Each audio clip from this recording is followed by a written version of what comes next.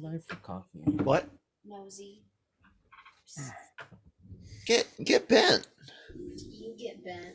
I mean, you're over there looking at satanic shit. I mean, of course, I'm gonna look and wonder what dark lords you're trying to summon into my house. Was she looking at old pictures of you? Yeah, she's looking at old pictures of me from like the 15th century. It wasn't a good time, man. I was upset. You know, the Middle Ages didn't quite go as planned. And no, she's looking at stuff for Lucifer from Comic-Con. Yeah, they had Come on now. One final season. Let's go. Manny's excited. She I'm wanted very to excited, yeah. she wanted to know what you thought, if you saw any of the stuff from Con. No, actually, Not I was completely disconnected with everything. Well, she's typing it up, which means you guys will be able to hear about that or read about it on lrmonline.com, which you should be checking out every day after you check out our show, because our show's awesome. It's the Daily Cup of Genre. Welcome to it. We talk about everything here, and we're sponsored by Grow Generation. Yeah, it's where the pros go to grow. I am Kyle Malone, one of the hosts of this show, and my other host is Manny. What's up, bud? Nothing much. I will. Monday. Yeah, it is. My Monday actually started yesterday when after, and I thought it was a driver's issue, but it wasn't. But after a driver update for my graphics card, my primary monitor, my like nice 144 hertz gaming monitor, wouldn't display. And I was freaking out. Switched it over to HDMI from the GPU, no problem. Checked the display port to a different monitor, no problem. So GPU's good.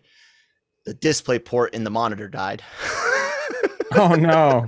And this GPU and HDMI and all of that don't necessarily carry the same data that a display port, dedicated display port can. And that's how you get those gaming monitors up 144, 165, 244, 240 real refresh rates. But replacement on the way. Jeez. But there might be some technical issues when I try to do some screen sharing. So bear with us, man. How was your week off, slacker? I know you were working and familying. So did you have a good time? That's what's funny about it is that I took a couple of days off around going to a couple of screenings. So I got to see Old on Wednesday, which was not M. Night Shyamalan's best film. Is it his worst? No, it's not his worst. And my girlfriend and I fight about that because she's a really big fan of The Village. And that's not his worst film, but no. I didn't care for it, and she's a big fan of it. At that point, I think that one particular was just, you saw the twist, like it just didn't hit like Sixth Sense and Signs and stuff like that. So I think for me, the Village one was like, really, like they're just like Amish kind of. Like I was like, oh, whack. I don't know. I just. But I haven't seen the movie in years, and we're actually going to watch it again because my taste in films have changed a little bit. So so I'm giving some films another chance. Like I watched No Country for Old Men again, and it was better than the first time I saw it.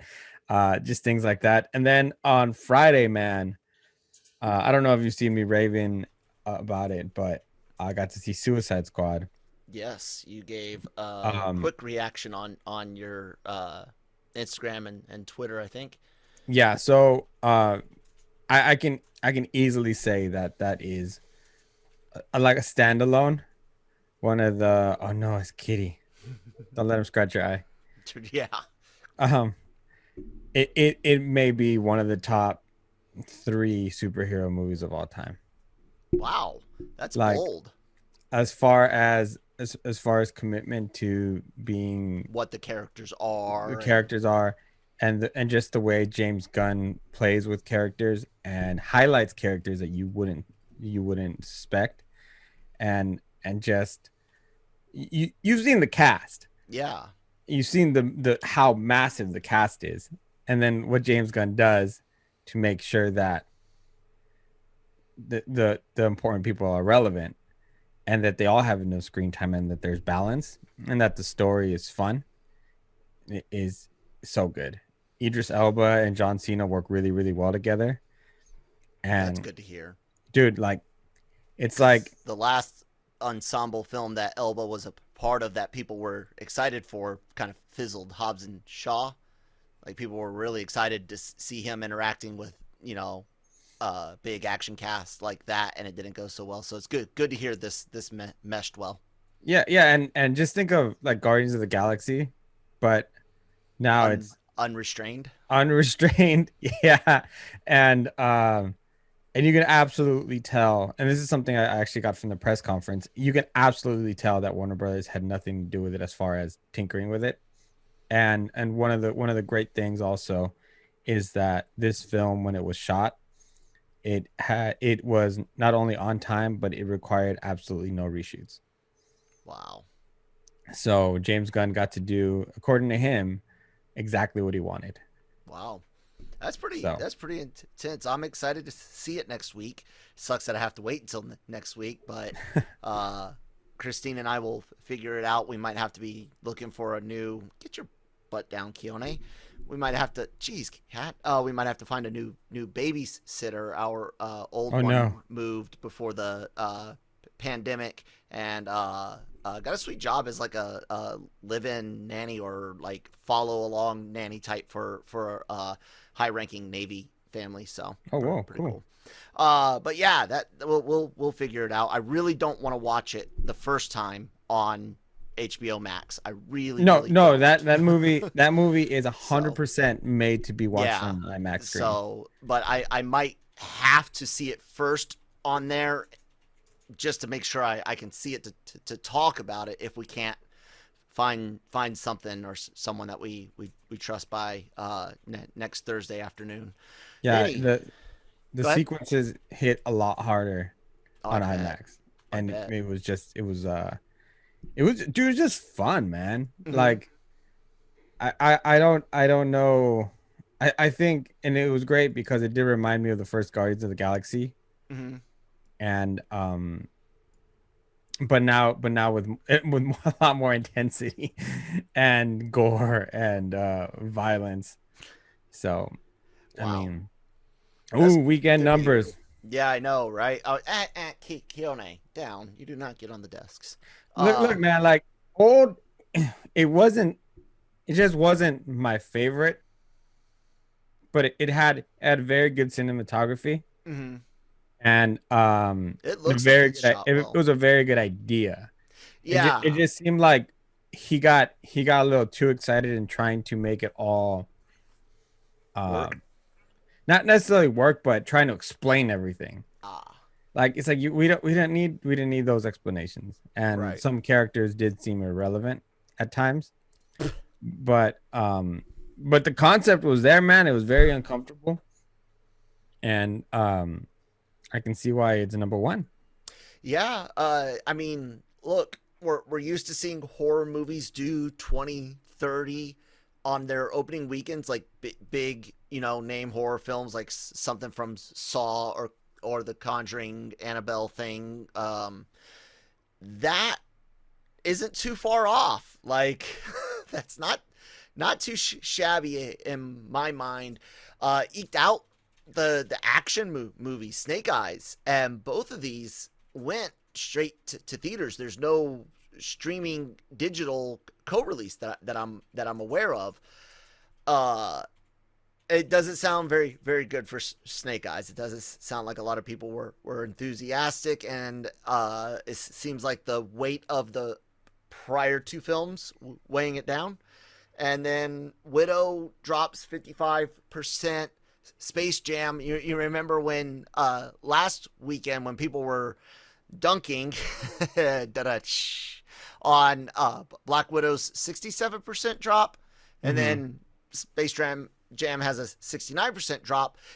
Going back to what you and I said, we can't really look at Black Widow and say it's necessarily good or bad.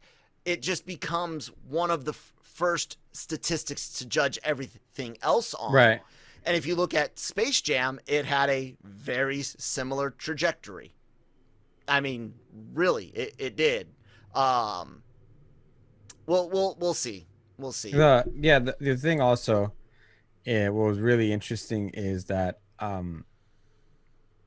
I can't I still haven't seen it, so I can't really judge it very well. But man, people were so upset about Snake Eyes. But it's something you and I had talked about even from the trailer, that it Mm-hmm. seemed like they were creating their own character, and kind of as its own movie. Maybe it was good, but even following the quote unquote current franchise and then following classic GI Joe lore, it did not it didn't seem like it fit, Yeah. and people reacted to it in that way. They're saying that, I think there was a general consensus that Snake Eyes was not very good.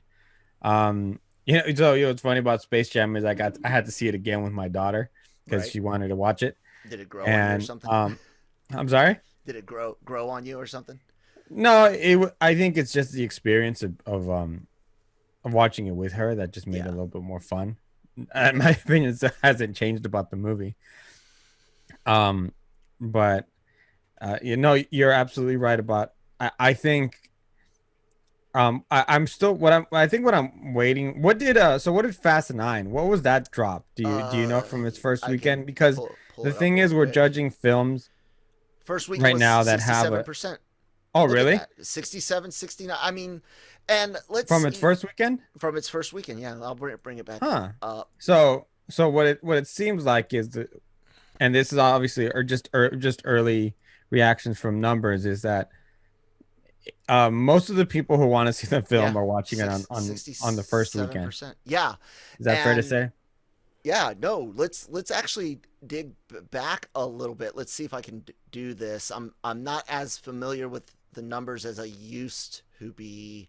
No, let's look at um where's yeah, I want weekly, but I want like a there we go. Let's go to 2019. 2019, and let's take a look. When did Avengers come out? It was like April 13th or something. No. When was it? Cuz it got pushed back a week or something, right? Let's see. There's April. That's Captain Marvel. There's Endgame. Okay. So, let's look at Captain Marvel's drop and see 56%, right?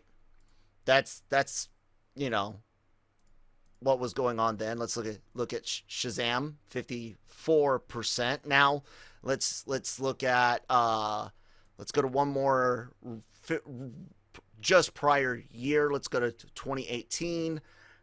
When did a big movie come out in 2018? Let's just click in July. Ant-Man and the Wasp. Let's look at that. 62%. Okay, so there we are. High 50s, low 60s. A few big movies from just a couple of years ago. Bear with me, ladies and gentlemen, and Manny. What I want to show is that I think what you said is key. It's that people are going on that first weekend, and it's going that way more and more and more. So let's look at when did Revenge of the Sith was 2005 in May. So let's look at what Revenge of the Sith did. 49%. Okay, and then let's look at another big movie from just a little bit prior to that. Let's go to 2003 and go here in May and see what we can find. X-Men 2. Let's see what it did. 53. That's what it is, guys. I bet if you dig further, and I know that's a very small sampling and just a few big movies from the last, almost 20 years. But Manny, I think you and I kind of hit it last week and the week before. Fast 9 and Black Widow are not to be judged necessarily as good or bad, but as the starting point, as like this is level. And now we've got 3 films that both made different amounts initially, but have very similar drops. And Right. I think the key will be what happens with the Suicide Squad. Regardless, Suicide Squad is likely, I think, given the buzz, given how well Black Widow did, I think Suicide Squad's 100 million opening weekend domestic. I hope in so. theaters. The only monkey wrench in there is that it's rated R. Right. So That's why I said I think. if with- it does over 100 million, Right. that is a huge success because of the fact that it's rated R. And no matter what, I think we will see that high 50s, low 60s, maybe not a 67, 69, because this is a big deal movie. A lot of people have been waiting for James Gunn, because it almost seems like he gets to show his trauma-ness off in this. So yeah, you get kind of an unleashed version where he was at the time. That might compensate a little. We'll see, but I think that's the new norm, man. A 60 to 65% drop. I wouldn't think that to be too far off as the new norm, especially with shortened theater times of 60, 90, 120 days max. That's people can wait. I don't, but people can. We'll also see with this weekend, as we're gonna get Jungle Cruise. And that, by the way, is such a fun movie.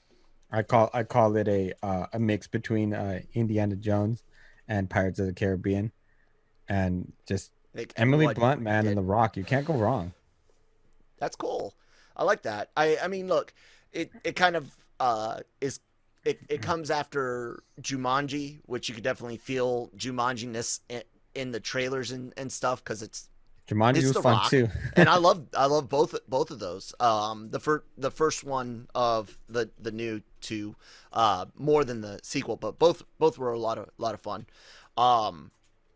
Yeah, we'll definitely see. And so go ahead. Sorry. I was going to say, regardless of what a movie makes, if that's the new norm and we see that as, 60, 65, maybe even some movies that still do day and date releases, maybe they do push 70, but I might dig into that a little bit more and do an article in a few days.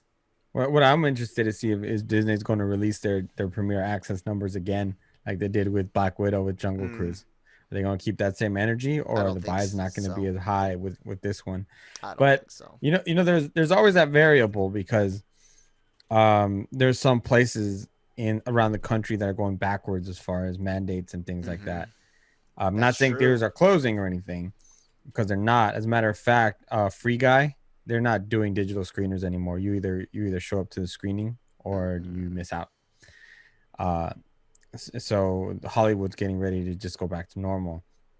Hell, dude, I went to Six Flags and they had all kinds of rules at the door, and nobody following. The only rules that were being followed were the employees wearing the masks. Anyway, but yeah, I think it'll be fun for you and I to track the numbers week to week as all these films come out. Absolutely. And kind of show those. We have quite a few. And stuff. Yeah, and yeah, we'll chart them if need be. Make graphs and whatever. And then we can point at them all like erratically. But just, I think it's nice to see everybody going to theaters, man. And yeah, it was good. It's good. So I did want to ask you, and I don't know how long we want to talk about this, but did you get it? Well, you and I were super hyped for Masters of the Universe Revelations for the animation, specifically on my side, because I had always said, I wasn't a fan of the original show, but this looked interesting.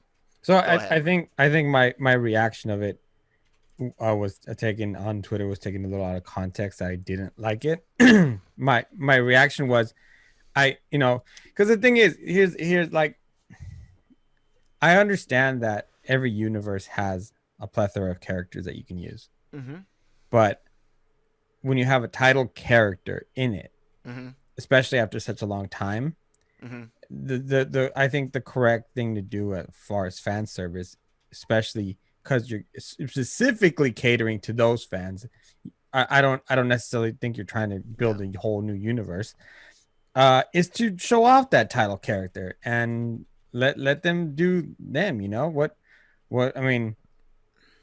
Like, what would happen if you did the Power Rangers and for whatever reason the Red Ranger was missing? Yeah. Or For any of yeah, them, but yeah, and what you legitimately know, Jason and Tommy, and I would say Kimberly, like right? without those three, even Kyle Higgins, he did definitely expand great on Zach, Oh yeah. Billy, and Trini, but even he knew that's your Power Rangers Trinity right there, Jason, Tommy, and Kimberly, and you couldn't do Mighty Morphin without Jason or Tommy. You couldn't just have it just be Kimberly and one or the, yeah, I get it. So my point was, I can see why people were upset, Mm-hmm. and especially fans of He-Man, because it didn't really have He-Man in it. Yeah, because despite Um, not nomenclature or people playing semantics with the title, the show has always been called colloquially, or however you say it. Yes, it's not the official title, but it was always known as He-Man.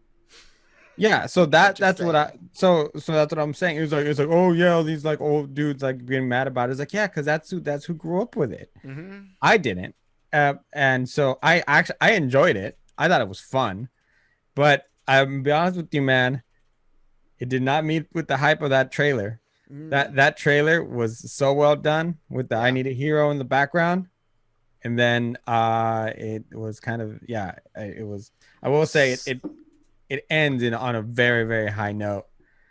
Um, but it like, I get it. You're trying to do your own thing, but you got to remember who your your main audience was going to be, and yeah, that's. But it was nice to look at. I'm gonna tell you that the animation was done very well, and I hope they keep making animated series like that. Nice. So I'll say this, okay? I again not a He-Man fan. That's right. I'm calling it He-Man because that's what we called it for forever. I wasn't a Thundercats fan. My 80s tunes, 90s tunes were Turtles, Ghostbusters, GI Joe, and then I discovered things like Voltron, Robotech, and Speed Racer. The '70s anime that Oh, okay, yeah. was brought to the U.S. And that was before I even knew I was watching it. It was Voltron and Robotech, not Macross and something King Go Lion. I can't remember the first Japanese word in the title, but Go Lion was the main series they borrowed from, and so I just didn't get into those. But Kevin does have one point now.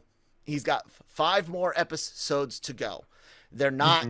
Mhm. I watched his live stream over the weekend on replay. I didn't watch it live. I was busy doing something, and I caught him when he was saying, we're not doing 30-minute television episodes where you wrap up a whole story at once. Okay.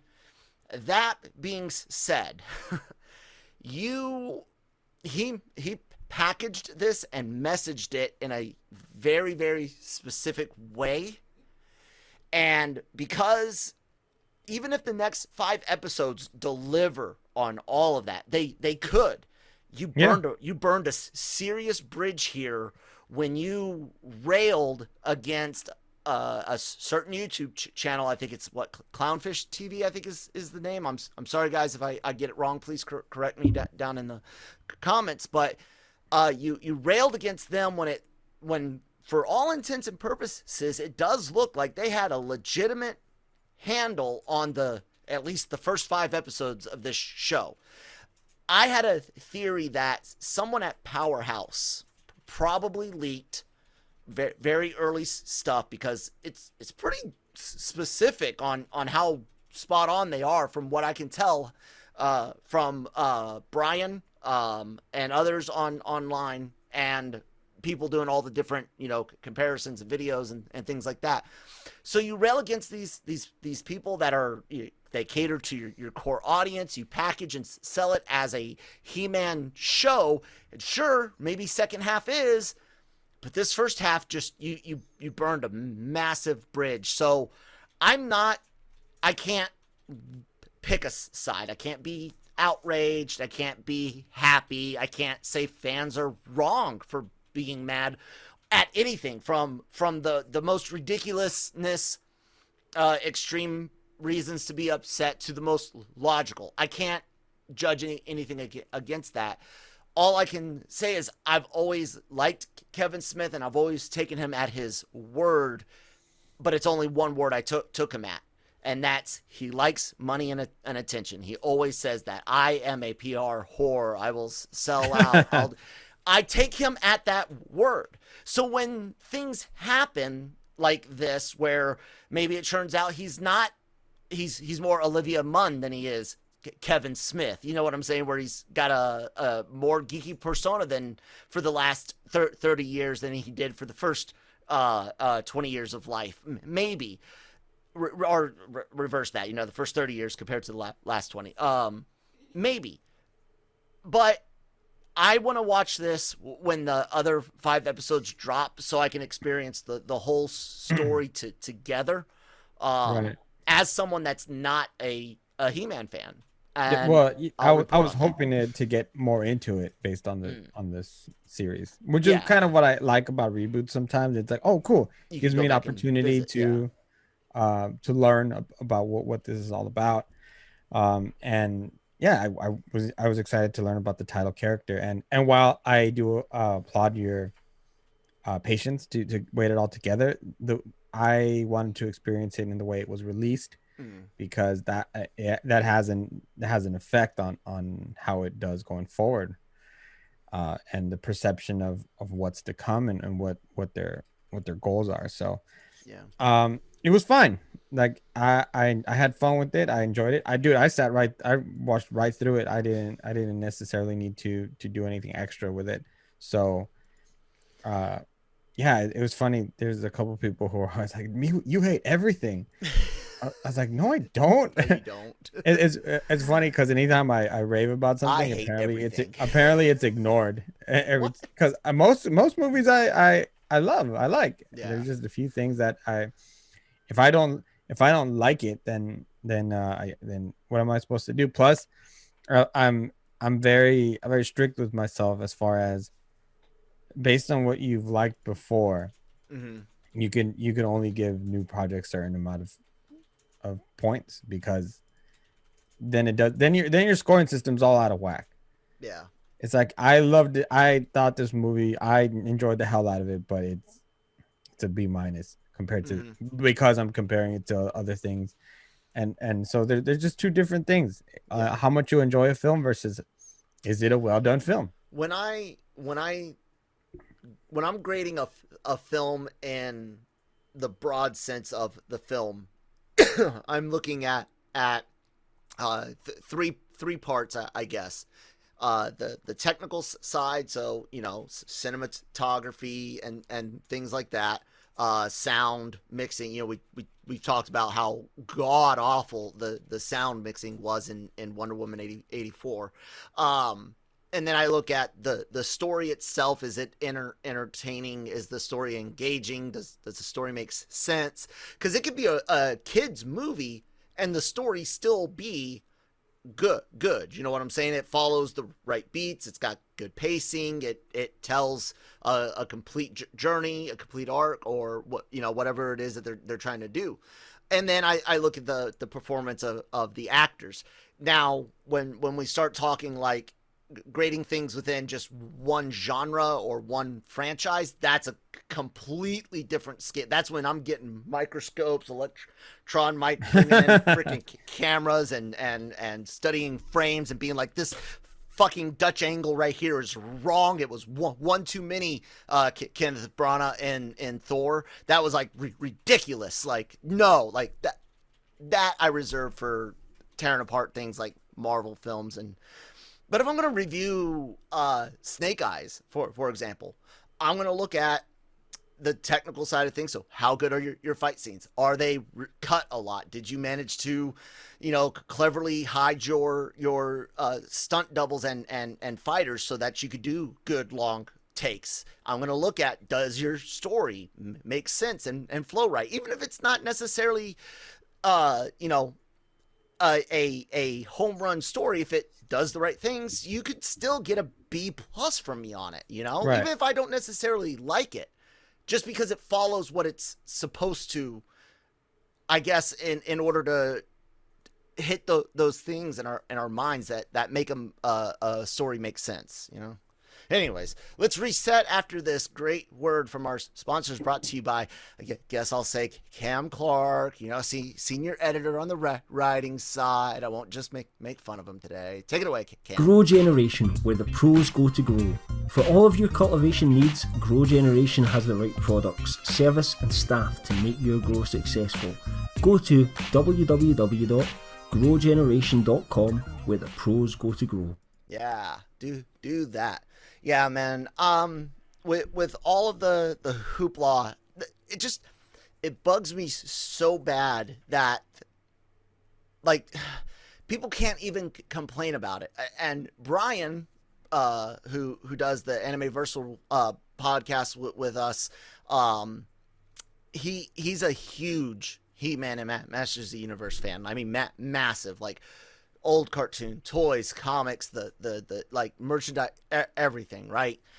Even he was like, guys, you say you're not trying to erase males or push males aside. You say you're not trying to get retribution. You're just looking for equity or equality or whichever word you want to use on screen, but you're not proving that, because every chance you get, you shove the guy aside.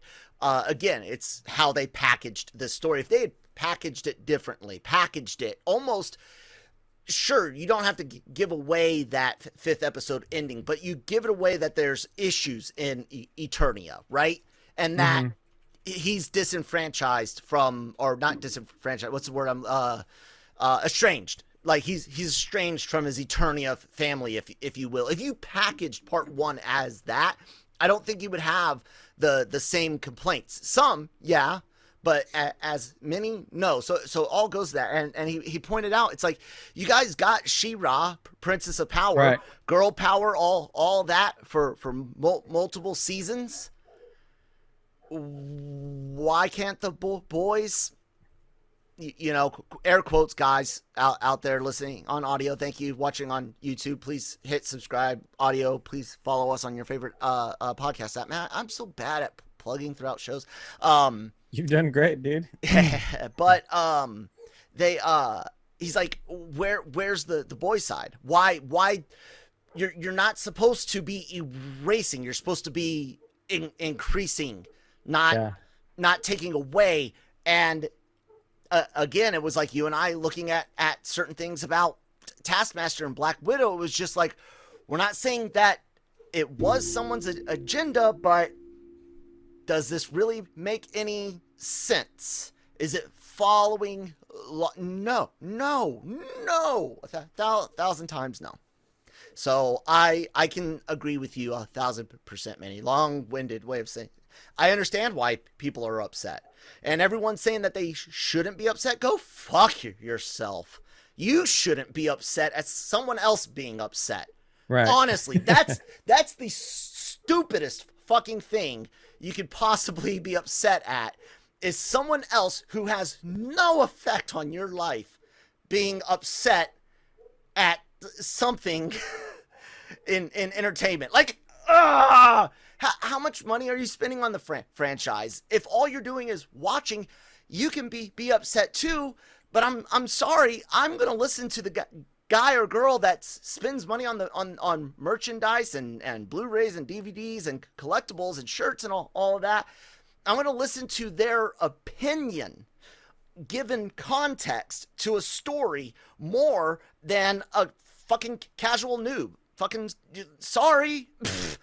I'm not gonna take the word of a newbie electrician over the 15-year veteran. Maybe over the like 40-year veteran, because when you get up that long, you don't necessarily stick with the trends, you know. So, but the 15-year electrician, I'm gonna take his word in context with more weight. That doesn't mean that I'm necessarily siding with. If I can say I understand where someone's anger is coming from, that doesn't mean that I side with it. Doesn't mean I agree with it. Doesn't mean I disagree with it.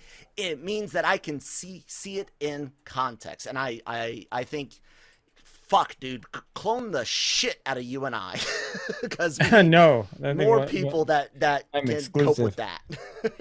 No, it's just I don't know. There's a lot of people that are sensitive to everything, I guess.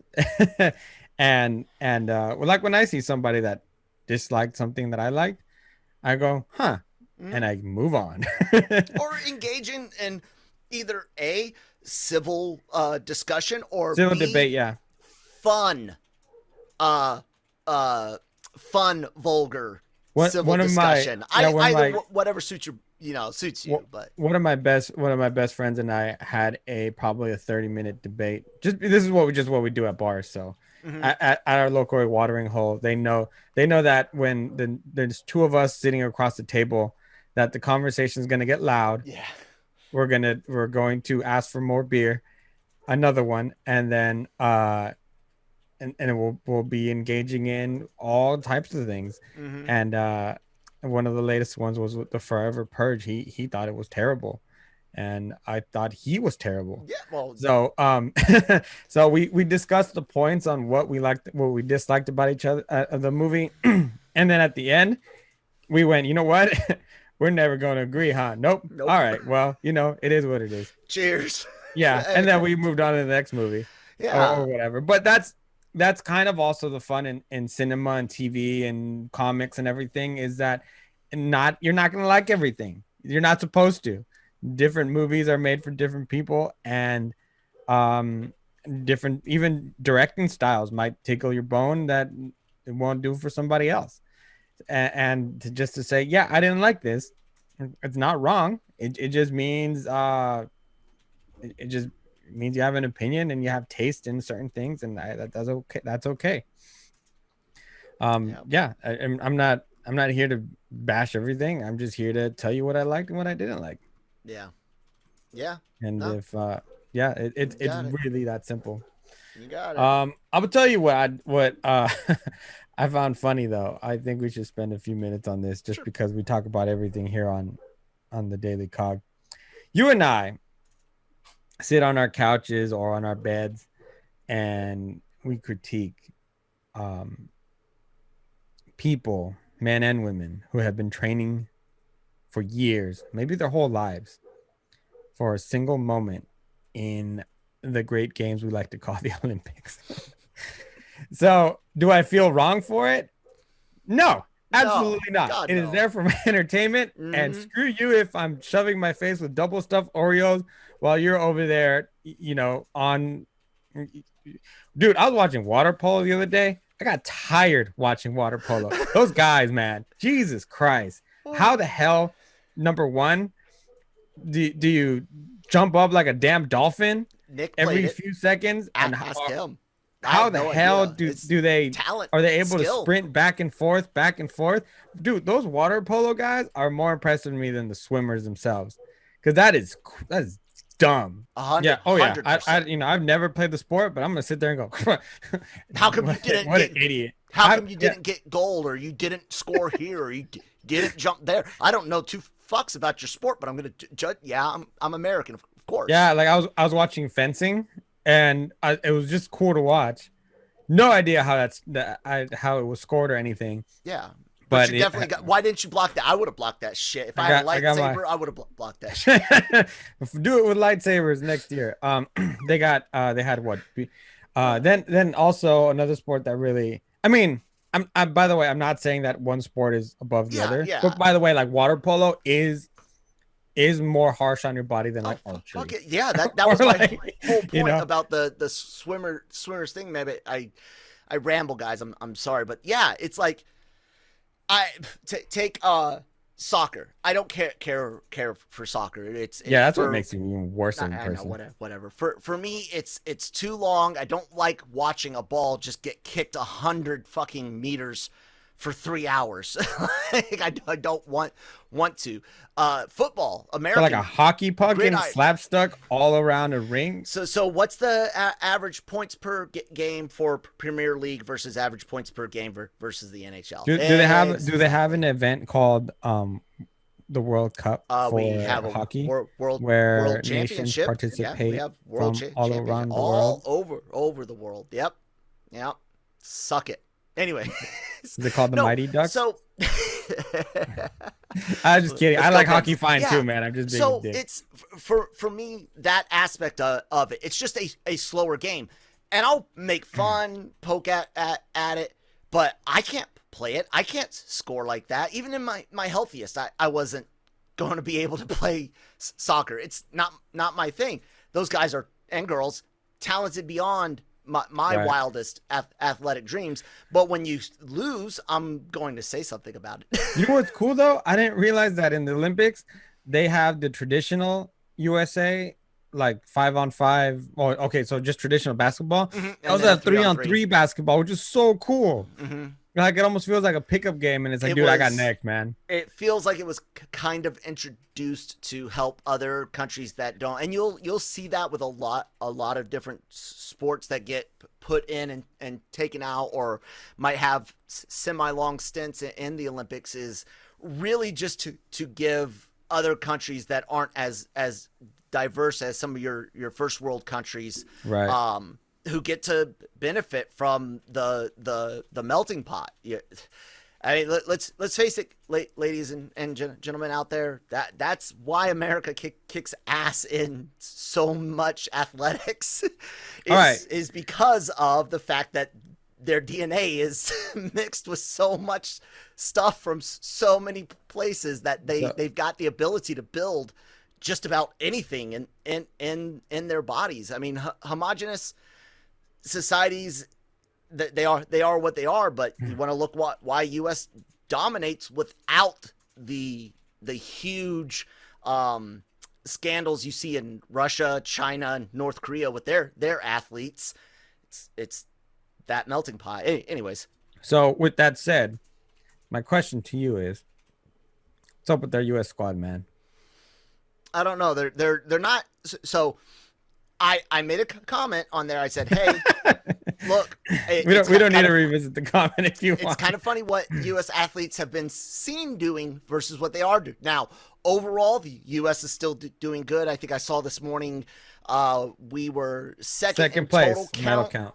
No, well, we have the most medals, but Japan has the higher gold. So we're not doing horrible, but we've dropped some pretty big balls early on, and everyone out there's saying karma. No, I would just say priorities. I just think the world's catching up to us. That's a possibility. That is 100% possible, and in some cases I agree. Like you pointed out, I think, or someone on our Slack pointed out that you got people that come over here, they train. Oh yeah, people that are over here as temporary or permanent residents, but aren't necessarily citizens and represent their home country, and dual citizenships, and yeah, so that is a possibility, and that melting pot thing is spreading to other parts of the world, and not necessarily. I don't necessarily think you're going to see China or Korea or Japan all of a sudden look like the United States is big cities, but you could definitely see more Asians that had been outside of the country coming back to their home countries, or Europeans, or even African nations, for that matter, that have been in the Americas or elsewhere, and then move back home. Absolutely. It's a real possibility. Regardless, America's gotten complacent because the fact that we've let people catch up is an issue. So get on your shit, Team USA. Well, just look at basketball, for example. Mm-hmm. They lost their first match, and they've lost 3 out of 4 now. Yep. Including their quote unquote kind of preseason games. And but let's be real, they don't have the top. They don't send their top talent anymore. Yeah. Because if it was their top talent, Steph Curry would be there. And LeBron James would be there. You know, like like for a minute this year in the All-Star game, that 5 when it was running with Curry and with Durant and James, that was ridiculous, man. That's a US team right there with maybe a anyway, but who are some of the top players in the NBA right now? Luka Doncic was not American. Giannis, who just won a ring, also not American. The Joker over at the Nuggets, also not American. I mean, dude, some of the talent around the world is absolutely catching up. People think that, oh yeah, they're playing over there like double dribbling and stuff and whatever around the world. No, dude. Yeah, well, some of these countries are catching up as far as talent wise and with basketball, because they're producing a whole lot more stars now, and they're by far some of the top talent here in the NBA. And so when you think about taking, especially the big men are coming from overseas. They're not being home produced anymore.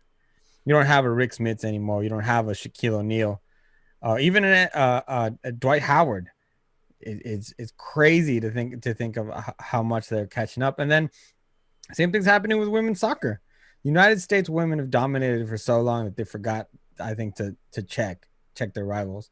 The Premier League, MLS, Spain, all these other places have their own women's leagues now that are very, very good, competitive, and had players training and playing have players US training with US players and playing alongside them. It's like it's like hockey. Every Winter Olympics or even World Championships, you can already name Team Canada's starting lineup for the last few years. You're gonna it's gonna be Crosby on there. You're gonna start naming Russians like Ovechkin and Malkin. Sorry guys, it is what it is when you allow these pros to play in these big league or these big international games and tournaments. But you're right, with basketball, it's kind of weird. America fought so hard to get allowances for the pros to play in the Olympics like they do, only to the last, like you said, few games to kind of ease off the gas pedal a bit and not send their actual top talent. And it kind of shows that the NBA's like been there. It shows that they didn't give 2 shits about the actual sport. It was to get that accolade, man, that Olympic gold. You could say that these players or this league or this got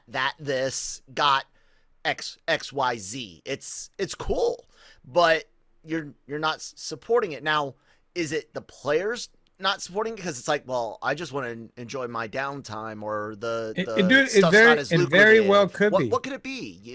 Or is it the league? What is it? Like I almost think it's a combination of 2 things. Number one, been there, done that. James did go. They did win and whatever. And but it seems like the pride's not there anymore as before, because think about the almighty, and I say almighty because it was the almighty dream team that went to the games, with a Michael Jordan, with a Magic, and all these other players. I mean, just ridiculous amount of talent who took it so personally that they went hard during practice at each other. Mm-hmm. They were so competitive that they said some of the best matches during those Olympic Games were not on the actual court with the other teams. It was behind closed doors during practice sessions because nobody wanted to be shown up. Yeah. They all thought they were the best at their position and at what they do, and they were going to prove it to even each other. I just don't feel like that's really there anymore. It's a little different. Yeah. You know, go ahead. No, it's fine. That was my thought. I was just gonna say it kind of goes. It really makes you wonder what are the priorities, and it also doesn't help that that saying that the NBA, they only play for the last, 3 minutes or something like that. Like, oh no, that's a long game, man. Bullshit or whatever. No, I know it's BS, but that seeing people not caring for the sport when the sport's not on, American TV the way they are during, regular season. I don't know. No, man. I think part of it is send any NBA players we want. It's automatic. Well, yeah. That's what it feels like. I mean, to a degree, but also just look at what athletes do these days. Like, I thought to myself, I was like, well, could it be they're looking at sponsorships and commercials and this, that, and the other? I'm like, as much as you see today of athletes sponsoring stuff, most of the time it's shot in some house, quite fucking possibly their own or neighbor's house, and it's some just, hey, I'm sponsoring this, and I don't even see that necessarily being a thing. So it's like, what are you guys getting burned out on? And then I think about some of the training videos I've seen, and dude, I mean, we do push our athletes quite hard to perform during season. Maybe it's time to go back to amateurs only at all Olympics. I don't know. I don't think so. I hate that idea. If it's the Olympics, you should be able to send whoever you want. Yeah. I and I get it. It's not fair for some countries, but that's the whole point, Hey, there's other countries more dominant than the other. And that doesn't necessarily always help the United States, especially like in soccer. Oh, wait, I forgot the men didn't even qualify. Yeah. Because we're such garbage. Well, yeah. Yesterday they beat Jamaica 1-0, man, in the Gold Cup. And it was so embarrassing watching them go 3/4 of the way, get to the box, and then have no idea what to do with the ball. It was, oh my God, man. I'm like, any other respectable soccer team would be able to produce 1 or 2, 3 more finishes than what happened yesterday. Thank God they were able to put in one behind the net after 86 minutes, I think it was. But man, I'm telling you. Don't get me wrong when I say going back to amateurs. I'm not saying that I want that. I'm saying for like ratings and viewership, because let's face it, if Team USA is not doing good, doesn't have a good story to go along with it, you don't get the audience, so. But no, I don't even like salary caps. Like, I get it. Like, I'm a hockey fan. It was god awful through the 90s and early 2000s watching Detroit just buy cup and playoff positions every year. But I still don't like salary caps. I'm sorry. You know what's funny? If your sometimes team can't win, if you can't, sometimes it's good. I'm telling you, man. It's so stupid that the Dodgers can just go and continuously just buy whoever they want at some crazy rate, and still be in second place. Should we not allow it? I mean, it sucks, but what leg do we have to stand on in a game of competition? What leg do we have to stand on to say don't compete this way? No, I know it's true, but they got they just are able to suck up talent because they can just Yeah. offer the Buy most 'em. money. Hey, Yeah. Albert Pujols became available. Cool, you have them this much money and whatever, this and that.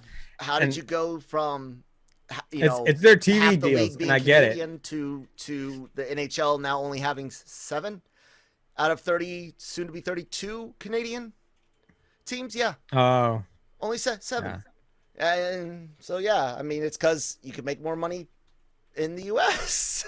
Yeah, and that's the funny thing is, so like MLS, for example, has salary caps. Mm-hmm. And that is the biggest handicap because you can't buy talent from overseas or anything because you could only have like, I don't know if they've raised it or anything because I don't really watch MLS anymore. Although Yeah, Austin FC, man, watch some of their home games. They're new. They got a fan base, man, that it's rivals Europe. yeah, it's kind of set basically to where the smaller markets can compete in the broader Yeah, Major League American, or well, I'll say North American market, versus trying to compete against the European market right. as well. It makes sense. But back full circle back to the Olympics. I personally, being that I am, I'm born and raised here. I'm Mexican. I'm Salvadorian, and I've always enjoyed watching the Olympics with my dad. Um, I do appreciate the fact that other countries are catching up and that people are taking pride in their countries and their sport. And I love that when an underdog can win, even if it means beating us up. No, So, USA, um, USA, you. no, I am always going to be rooting for the flag, but at the same time, it's a point of we need to do better. Yeah, And I complacency. get it though. This is weird also because like for example, there's a duo I was watching yesterday in beach volleyball Mm-hmm. who because of protocols, so COVID protocols, one of the guys couldn't make it, so they had to scramble, grab another guy, and these two had never Practice together or practiced anything. together. They Mm-hmm. actually zoomed each other, and it was at the court that day that that they got to see each other, Wow. and they played fairly well against Italy. Nice. But what do you at that point? It's like, hey, dude, try your hardest. Hey, no pressure here, and Do and your and best. and so I mean, it's kind of I don't know. We'll see. We have quite a long way to go with the games, but women's soccer got beat what 3-0, Mm-hmm. and then men's national team lost to France, I think, in basketball, and so some of these dominant sports, and then so we have what Simon Biles left, and to make sure that she brings it all home for us, a lot of pressure. Mm-hmm. Yep. She's set to what beat Michael Phelps count in medals, hopefully. I think. I'll be honest. I catch things on the local news in the morning and throughout the day on Twitter, but like actual stat keeping. And I used to be one of those that I wasn't necessarily into all the sports, but I was always bragging about the U.S. and everything. And honestly, it goes kind of back to something you and I have discussed before. Sports have lost that escapism aspect as, socio-political stuff uh, penetrates every aspect of our lives. And it's like, I don't even want to bother with the bombardment of so and so didn't play or so and so couldn't play for this, that, or the other, to even just see the medal count. Because I only did it back in the day to escape real world, and now the real world's all over there. But what's not all the real world's not all over is LRMonline.com and our YouTube channel, where we live in the best fantasy world we can possibly muster, talking to all of our favorite celebrities, stars, creators, creatives, you name it. We've got it, as well as all of the amazing podcasts: Breaking Geek Radio, the Cantina, of course, the Daily Cup of Genre. We've got Anime Versal reviews, and guys, we do a lot of really neat stuff. Like let me see, I gotta actually shrink because the dang toolbar's in my way. We break stuff. We're not a scoop site per se. It's not like our primary thing. We don't have Patreons out there. Although, hey, if you want to write a check, you know, DM me at that Kyle Malone on Twitter. No, but when we do get something, we verify and sit and make sure the source is trusted and make sure the source is protected. And people always get, well, name your source. If we did, we cost careers. Yes. So why would we do that? Plus, nobody else does it. Nobody and Nobody. well, it's not like we're breaking war crimes here or something, guys. Okay, we're talking, and this isn't even really a story because Thrawn's name is dropped in season 2, and Ahsoka and Ezra and Thrawn have a huge connection in the Rebels cartoon. So it's like, I look. What I'm saying is, check out the site. Follow us on Twitter, because when we break something, okay, if you see something say confirmed, yes, it's not official, but we've been around 20 years, guys. We're not known in the scoop world for a reason, because that's not our bread and butter. So if we deliver you something like this, if we're putting our names on it, barring the marketing department deciding to change dates, and yes, you will never convince me that's not what happened a couple of years ago. That was because that's not a time sensitive thing. That is literally just saying, hey, we're not releasing that trailer today. So besides that, if we put our name on it, we're telling you guys something that we with all our hearts know to be true. And that's a great reason to follow us, because we're not going to sell you lies. We're not going to sell you dreams or what you want to hear. We're just going to tell you what the news is, and then we'll give our personal opinions or ideas on something, but we will never try to sell you that aspect as news. We might try to sell you other stuff. I'll try to definitely sell you some shirts in the future. Please, yes. Tell us what you would like to see on a Daily Cup of Genre shirt. Please. Yeah. Anyways, all that good stuff's there. Follow us on Twitter. Follow us on YouTube. Like I said, hit the subscribe button. All your podcast networks, Spotify, Google, Apple, all of our stuff is available there. And Manny, do we got any cool interviews coming up? Actually, we already have some cool interviews. Well, I know we got. What else is new? I got personally, I got a few ones coming up. I have one of the voice actors from the Bad Batch today. Nice. I have one of the actresses from the reboot of Turner and Hooch, which is going to be premiering on Disney Plus. And then out. Is it? I'm sorry. Maybe. Well, I'm sorry. I have an actress who comes in to future episodes. Oh, that's actually what I meant. Sorry. And then also, I'm gonna in the same vein where we had Cruella tickets, we are going to have Free Guy tickets starring Ryan Reynolds. So you need to pay attention to that as we're going to let you guys know how to win those tickets.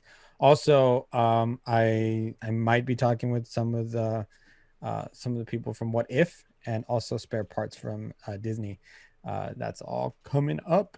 And then last but certainly not least, something that's actually really important, we'll have our very own The Comic Source, Jace Milan, on one of these days to talk about a very, very important cause that he has been working on, an auction which is going to take place, I think, this upcoming weekend at we'll get some official Terrific-Con stuff to share. August 1st. So I think either tomorrow or Wednesday, I'll double check with his schedule. We'll have him on, and he's going to tell us about the amazing cause to try and help out this young man battle cancer. So that's a really good feel-good thing that we're going to be doing. And we're going to have more interviews on the Daily COG for you. So I'm working on those. And once we can verify, or maybe they'll just be up one morning. Who knows? We don't know. We don't have a way we do things. No. We don't practice this. There's no script. Nope. It's just two guys. It's just two guys. A Dr. Pepper, Diet Dr. Pepper, and some coffee, and we just talk about whatever's in front of us. There is no script here, guys. It's just just a bunch of guys rambling. I wrote down that a couple of things I wanted to bring up about the He-Man thing, but I even left that downstairs and I couldn't even be bothered to go get it. If we had rocking chairs on our porch, we'd be telling people get off our lawn. This is the absolute truth. I feel so old. I can see the gray hairs even in the camera. On that note, guys, do please follow, like, share, subscribe, all that good stuff. We'll see you guys tomorrow. Thanks for watching. Bye. Getting old sucks. I know I'm still recording. Bye.